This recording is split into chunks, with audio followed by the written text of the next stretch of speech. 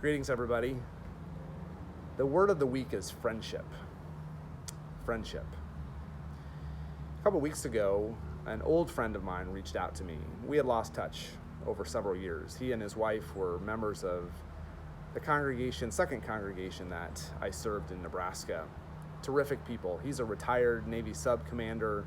His wife is now a Presbyterian minister. Just life took us in different directions. And both of us just sort of let the friendship fall by the wayside.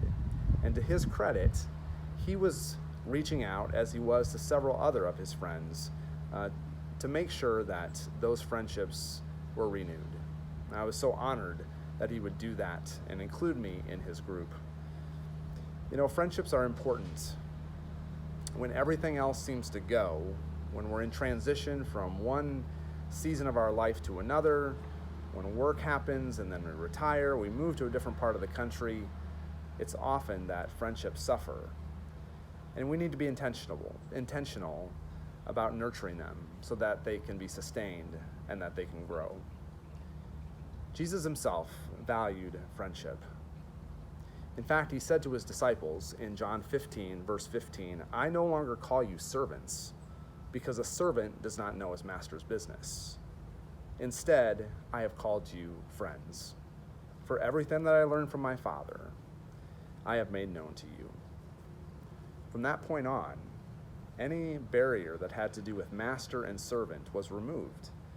In many respects, when you're a friend, you become an equal. And that's who Jesus wanted his disciples to be. I think for all of us, maintaining those friendships takes nurturing and attention. It takes honest efforts to make sure that they're sustained.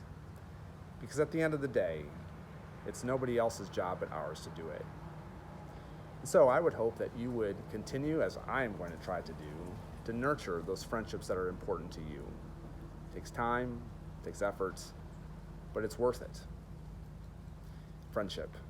Embrace it and make it a part of your continuing growth and development.